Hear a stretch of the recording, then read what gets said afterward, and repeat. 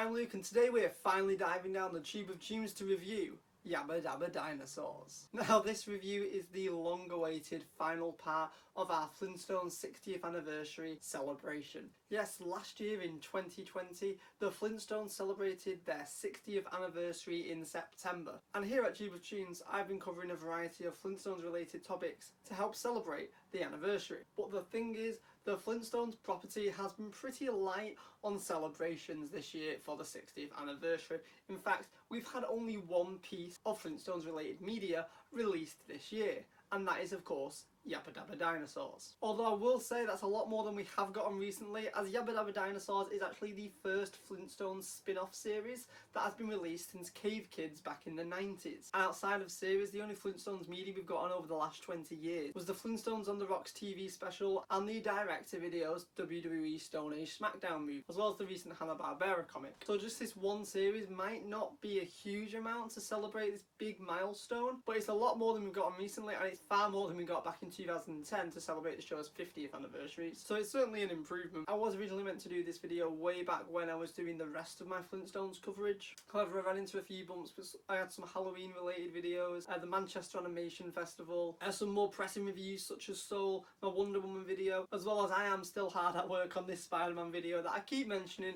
It will come out eventually, guys, don't worry. It will come out eventually, guys, don't you worry. I'm probably aiming for next month at the minute. So, into the review. What is Yabba Dabba Dinosaurs? Well, it is the latest show in a long line of Flintstone spin-offs. The show centres on Pebbles and Bam Bam as children, normally accompanied by Dino, as they go off in their adventures in the Crags. What is the Crags? It's the prehistoric jungle that's right next to Bedrock, and it's where Pebbles and Bam Bam love to take Dino on fun, wacky adventures. And while the show does put its focus on the children, it certainly doesn't forget about Fred, Wilma, Barney and Betty either, as here they play the role of moaning parents who usually put a dampener on the children's fun. But don't worry, there's a lot of bickering between them, and they are the same Flintstones and Rubbles that we all know and love. They're just more pushed to the background, they are not the focus of this show. That being said, the occasional episode does have a B-plot focused on them, and when that does happen, it's nice to get some classic Flintstones action. The episodes of the show are 11 minutes long. Here in the UK, from what I've seen, they air singularly as 11-minute episodes. Now they do normally air 2 of them together, but they are listed as their own separate episode. However, it is my understanding that when they air in the US on the Boomerang streaming service app, you do get 2 of those episodes packaged together, so you get 2 shorts per 22-minute episode. It's not a great deal of difference, but that might account for why some places say there are 26 episodes and some places say there are 13 episodes. And while yes, the episodes may be shorter than the original Flintstones series, the Flintstones franchise is no stranger to having 11 or even 7-minute shorts as their format. I think the 11-minute format really works. It allows them to tell these fun, wacky adventures, which had the episodes been any longer, the premise might have outstayed its welcome and felt a little too over the top, but it works here in this shorter format. Sure, longer episodes might have allowed the show to explore some other characters a little bit more, maybe have a little bit more emphasis on the parents. I can't help but feel like had they gone down that route, a lot of the episodes would have felt padded out, and here they were able to tell really short but efficient stories.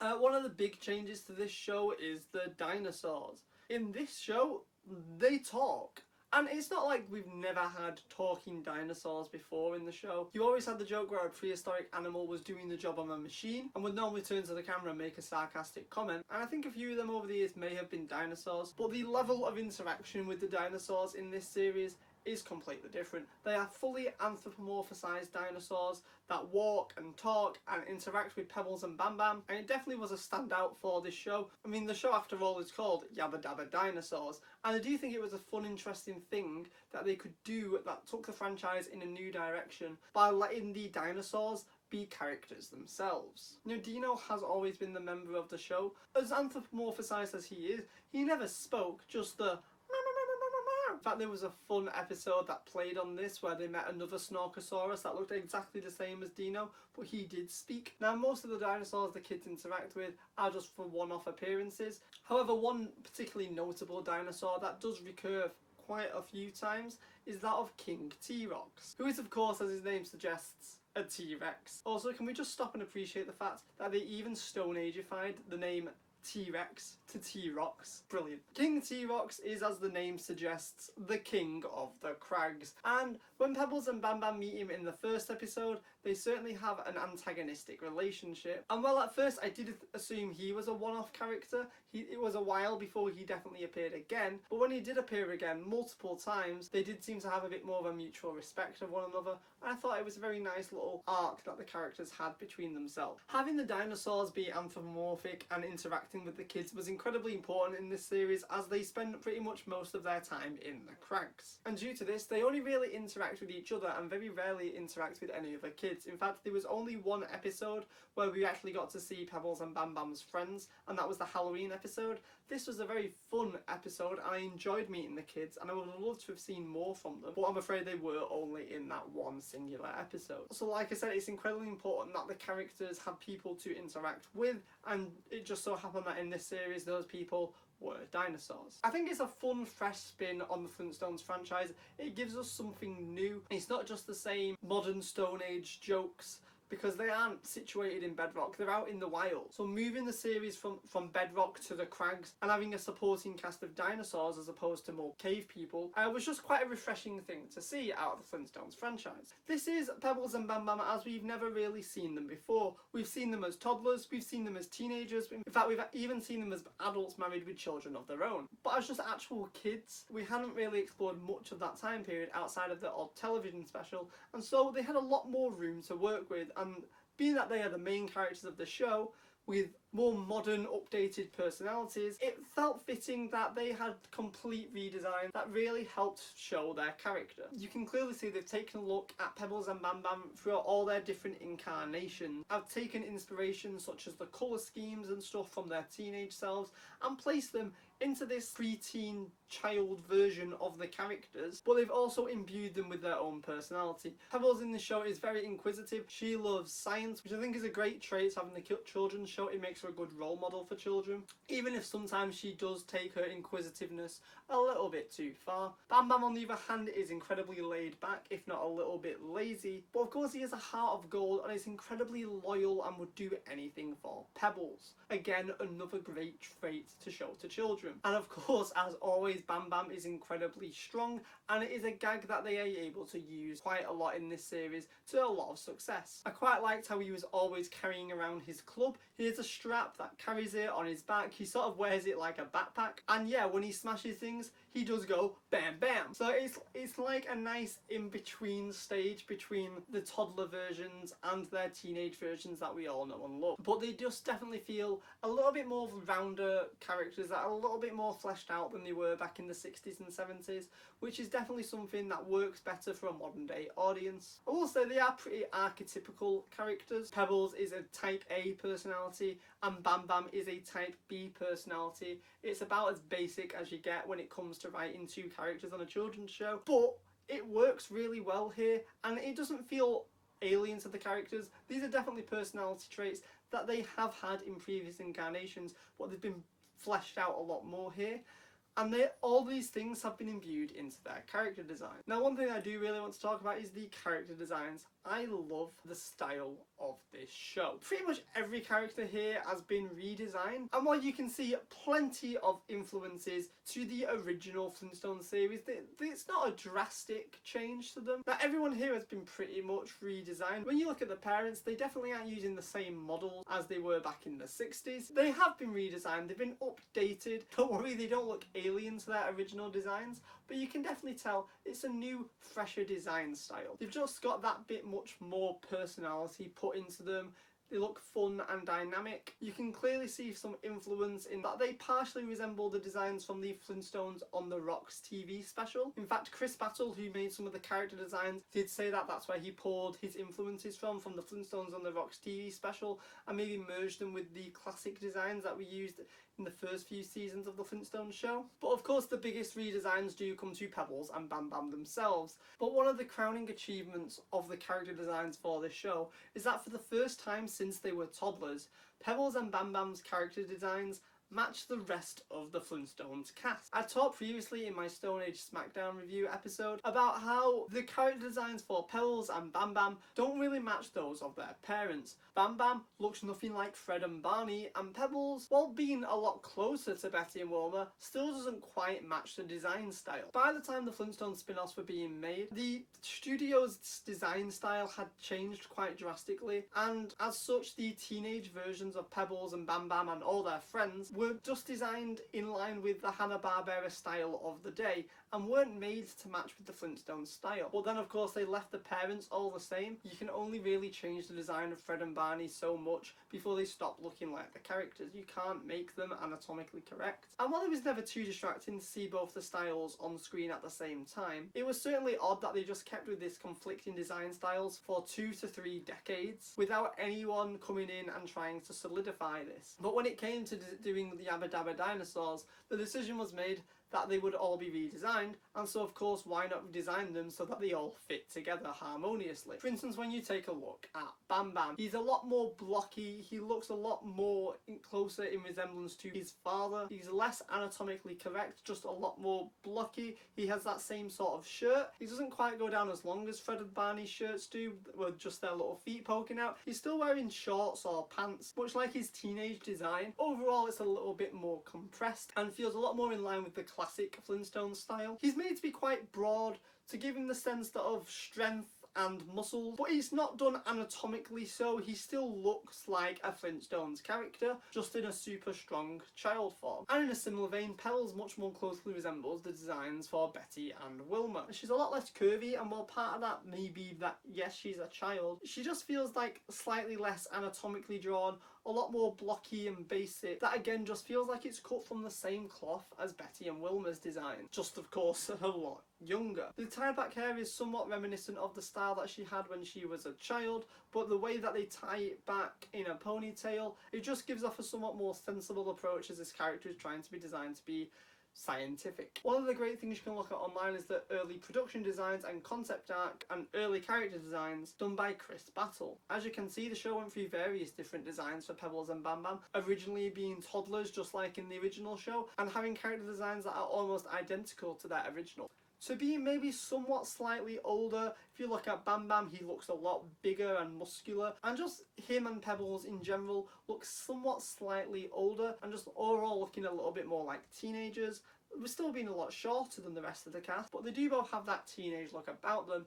And then when you see the final designs, you can see they've been aged down a little bit, but at the same time being imbued with a lot more of the final character's personality. I mean, really, I'd say the final designs work the best for the characters' personalities in the show. The designs themselves look like they have those characters' personality in them. I'd say these early designs look like they have a slightly different type of characterization, but that is also possible that in the early stages of the show, the characters had different personalities and characterizations. Either way, I love both versions of the designs. I do think the final ones were the right call for the final version of the show. And similar to the designs, I will have a quick talk about the animation. Now, the animation in this show was the sort of Flash style animation, like puppet rigged, which can get a bad rap from a lot of people. It's known as being a sort of quick and cheap way to animate things, and I think that does sort of give it a bad name. But I do think the way that they use it in this show works incredibly well. And I also feel like the Flash style of animation is sort of a modern day successor to the limited animation that Hanna-Barbera used to use. You know, the limited animation character design works really well with this puppet rigged style, as in a lot of ways those animation styles are incredibly similar. For instance, the way in limited animation they would break the character up into different parts so that they would only have to animate the parts that were moving and not redraw something like the character's head if all that was moving was their mouth. If you take a look here how they would have broke down Fred in the original series, with every different thing that needed to move or stay static be on different animation cells, that's pretty much just the same as how if you take Bam Bam from the new show and you break each body part down and put it on a separate layer and then you move each individual layer, it sort of is a modern day equivalent to limited animation. It's not exactly the same. Limited animation was still all drawn by hand, but that's not all that different from drawing substitutions, which are still used in Puppet Rig. You do get some slight differences because not everything is completely drawn in Puppet Rigs. You know, you would do move the puppet around and you reuse the same drawing multiple times, but you can definitely see how puppet animation works for Yabba Dabba Dinosaurs, just as limited animation worked for the Flintstones. The character designs are just built for it. I think it's a really nice way of continuing the legacy of animating the Flintstones in this style, just in a more new modern way. Sure, it's slightly quicker and cheaper, but that's always how the Flintstones has been produced, and so why should it be done any differently now? Overall, I really enjoyed watching this show, and it's definitely something I'm going to revisit at some point. Now, to my knowledge, I have watched every episode, at least I think I have. There might have been one I did miss, but I certainly watched every episode that was available to me on Sky and Boomerang UK. I think they were really fun. I liked that they were short, and if I only had 10-15 minutes, I could just put one on and watch a complete story. I've always been a fan of Pebbles and Bam Bam as characters. I just like their friendship. I think it's really sweet and wholesome, and I liked these new modern updated takes on them. I have seen a little bit of backlash that they are different and they look weird, but I don't feel like they look too remarkably different and act completely different. They do at their very core feel like Pebbles and Bam Bam, just not as we've ever really seen them before, but they feel true to the character, and I feel like that is the most important aspect. And there was some fun nods to like various different Flintstones things. There was an episode involving the Great Gazoo, there was an episode with Captain Caveman, and while they were definitely different takes on those characters, it was still really fun to see. Do we have some favourite episodes? I did mention before when we meet like the Snorkosaurus who talks and he swaps places with Dino. I also like the Halloween episode. I like the Plantosaurus episode that tries to eat everything in the Flintstones fridge. The one where we meet Pebbles from the future. There's so many great episodes in the show that I really recommend you go check them out. Should you watch Yabba Dabba Dinosaurs? I think you should Yabba Dabba do that. Sorry. It's a great show. Go check it out. So what's left for Yabba Dabba Dinosaurs? What do I see in the future for it? Well, sadly, not much. I'm afraid this show, being that it was made for the Boomerang streaming service, was cancelled alongside a bunch of the other Boomerang streaming service shows, Wacky Races and Dorothy and the Wizard of Oz. It is certainly a shame that this show will not carry on, as it was cancelled before the show even aired. From what I can tell, the show seems to be quite popular over here. Boomerang definitely has the show on a lot and it promotes it a lot. I'm presuming that's because the show is quite successful. Either that or they're just really trying to push it at the minute. But at the end of the day, they wouldn't be airing so many reruns if it wasn't popular. It also has a big presence on the Boomerang website. There's a lot of interactive games and content on there. So I do think this show was successful. It certainly is a shame that it wasn't given the proper chance to grow, because it looks like it has found an audience. I can't be 100% sure on that. I don't know the numbers. Also, we aren't really sure how well it's doing in America since it just airs on a streaming service. You know, it's more than possible that HBO Max wants to fill out its streaming service with more kids content and maybe orders another season of the show, or maybe another Flintstones show. It's possible that there's another Flintstones show in the works. I mean, that tends to happen a lot with Scooby-Doo. When one show ends, another show is waiting to come out. But of course, the Flintstones hasn't been anywhere near as popular as Scooby-Doo has in recent years, so I find that to be quite unlikely. It's a real shame that they seem to be struggling to find ways to bring the Flintstones back, as it is a franchise that I do think is worthy of a modern day incarnation. I personally enjoyed this one, and it's a shame it's not going to continue, but I would love to see more Flintstone stuff being produced in the future, whether that's another series or more movies like the Stone Age Smackdown DTV from a few years back. Why don't they make more of them? The Flintstones could cross over with so many different properties or with celebrities and stuff. There's so many different things they could do with Flintstones movies that I think would really help draw up interest in the franchise. Now, this is the end of my coverage for the Flintstones 60th anniversary celebration. Although that doesn't mean there won't be any Flintstones videos in the future, but I just don't know what and when they will be. I do eventually want to cover things like the Flintstones comic book series and various other TV specials over the years. But as of right now, I don't know when that's going to happen. Alright, if you like the video, please give it a huge thumbs up. And if you want to see more and stick around, why don't you hit that subscribe button and ring that notification bell to be notified the next time we dive down the tube of tunes. Alright everyone, cheers. Thanks for watching Tube of Tunes. If you want more from the channel, hit subscribe. If you want to keep up to date with what's going on, follow us on our socials. Hope you liked it. Cheers.